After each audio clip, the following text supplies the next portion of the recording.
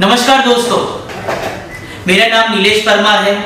मैं health care industry में पिछले कई साल से काम कर रहा हूँ। तो आज मैं आपको बहुत एक अच्छे टॉपिक के बारे में जानकारी देने वाला हूँ, जो कि ये 29 सितंबर जिस दिन को पूरा विश्व वर्ल्ड हार्ट डे के तौर पे सेलिब्रेट करता है, तो हमने सोचा क्यों नहीं इस वर्ल्ड हार्ट डे के ऊपर हम आप लोगों के साथ कुछ ऐसी बातें शेयर करें कि काफी ऐसे मिथ है, काफी ऐसी जानकारी है कि जिसके बारे में हम सबको बहुत सारे क्वेश्चंस होते हैं। तो यही सारी जानकारी देने के लिए मैं आज आपको मिलाने वाला हूँ एक अहमदाबाद के एक ऐसे डॉक्टर को जो कि अहमदाबाद में पिछले कई साल से काम कर रहे हैं और एडवांस हार्ट सर्जरी में उनका काफी अच्छा एक्सपीरियंस है।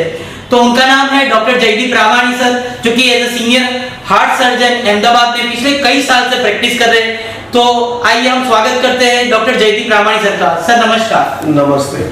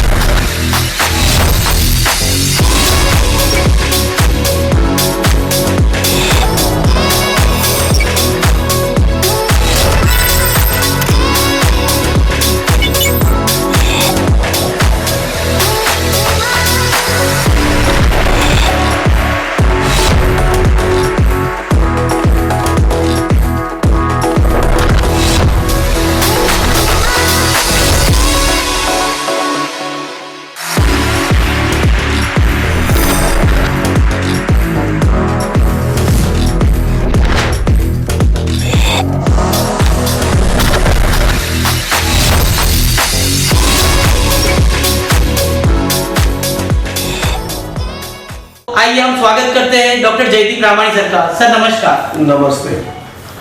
तो सर आपके बारे में थोड़ा हमारे व्यूअर को सर थोड़ा बताएंगे सर। मैं डॉक्टर जयदीप रामानी, मैं as a consultant cardiothoracic and vascular surgeon के हिसाब से प्रैक्टिस करता हूं और मैं अभी एचओडी एंड डायरेक्टर हूं Plexus heart surgery centre Ahmedabad का। Thank you sir. सर बहुत सारे ऐसे क्वेश्चंस है कि एज अ कॉमन मैन हम लोगों को बहुत सारे ऐसे क्वेश्चंस होते हैं और डॉक्टर के पास जाते हैं, पूछना इच्छा होती है पर नहीं पूछ पाते। तो ऐसे बहुत सारे क्वेश्चन सर मैं आपके साथ कुछ शेयर करना चाहता हूँ कि सर पहला क्वेश्चन तो ये है कि आजकल की जनरेशन के अंदर अचानक से पिछले आफ्टर कोविड पिछले 4-5 साल से 8 साल से अगर देखा जाए तो यंग लोगों को, यंगस्टर्स को हार्ट की बीमारी अचानक से बढ़ गई है। तो सर इसका कोई स्पेसिफिक रीजन?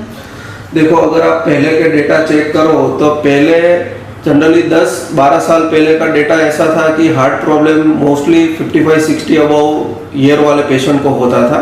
अभी रिसेंटली देखो तो ये एज ग्रुप डाउन होके आ गया है बिटवीन 30 to 50 ईयर।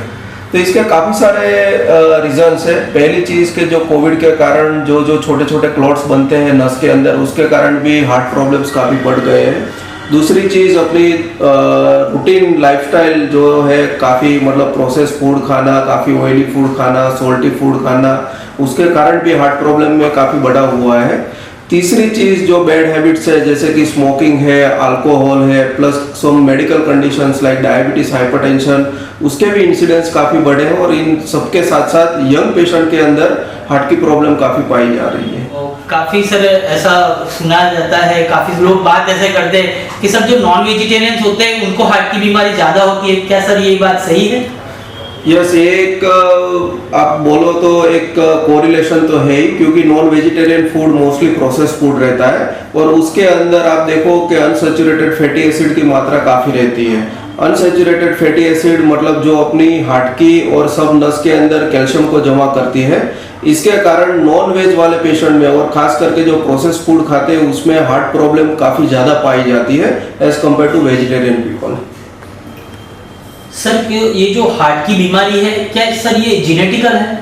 यस, काफ़ी सारी हार्ट की प्रॉब्लम्स है जो जेनेटिकल है, काफ़ी सारी प्रॉब्लम्स है जो फैमिली में रन करती है। मतलब कि अगर माँ बाप को है तो वो काफ़ी चांसेस रहते हैं कि वो बच्चों के अंदर भी आती है। या फिर अपने फैमिली के अंदर मान लो कि 50 साल के अंदर किसी को हार्ट अटैक आया है, भाई या पिताजी या फर्स्ट डिग्री रिलेटिव को, तो ऐसे फैमिली के अंदर भी वो हार्ट प्रॉब्लम रन करते हैं। तो काफ़ी सारे प्रॉब्लम्स है हार्ट के, जो कंजेनाइटल है, जो जेनेटिकली अटैच है और काफ़ी फैमिलियल भी रहते हैं। तो सर ये इस चीज़ के लिए सर क्या क्या चीज़ें ध्यान में रखनी चाहिए? अगर ऑलरेडी जेनेटिकल है तो काफ़ी डर रहता है कि आने वाली जनरेशन को भी ये हार्ट की डिसीज हो सकती है, तो इसके लिए सर क्या क्या चीज़ें ध्यान में रखनी चाहिए, कब डॉक्टर को बताना चाहिए सर? अगर मान लो कि आप यंग हो और घर के अंदर first degree family degree relative में कोई भी 50 ईयर बिलो की डेथ हुई है, तो उसके बच्चे या उसके जो भी कंसेक्यूटिव फैमिली वाले हैं उसको हर 6 महीने 8 महीने में एक बार अपना हेल्थ चेकअप करवाना है। खास करके कार्डियक प्रोफाइल वगैरह करवाना है, जिसमें 2D को ECG और कुछ ब्लड मार्कर्स रहते हैं।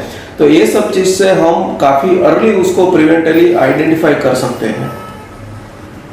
सर ऐसा बहुत सुना जाता है कि पुरुषों से ज़्यादा महिलाओं में ये बीमारी होती है, तो सर ये बात कितना सर इसमें तथ्य है? ये एक्चुअली उल्टा रहता है कि मेल पेशेंट में कार्डियक प्रॉब्लम ज़्यादा पाई जाती है एज कम्पेयर टू फीमेल्स। उसका एक साइंटिफिक रीज़न ये है कि फीमेल्स के अंदर जो हार्मोन्स वगैरह रहते हैं वो हार्मोन्स काफ़ी सारे वो कार्डियो प्रोटेक्टिव रहते हैं। इसके कारण फीमेल्स के अंदर हार्ट अटैक का इंसिडेंस रिलेटिवली कम होता है as compare to male person.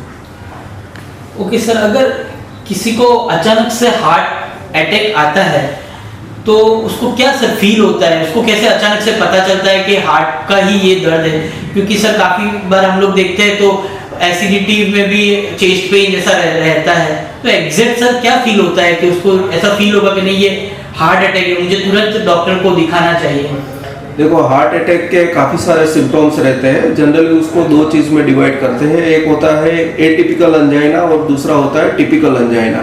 Angina मतलब क्या, हार्ट का पेन।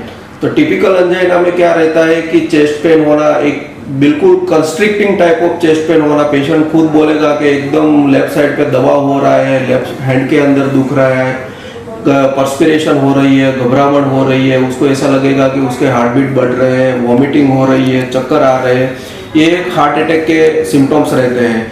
दूसरा एटिपिकल कंप्लेंट्स रहती है जिसमें अपर एब्डोमिनल पेन रहना, जो पेन मतलब कि जड़बे का पेन रहना, बैक पेन वगैरह रहना, जिसको हम एटिपिकल चेस्ट पेन कहते हैं।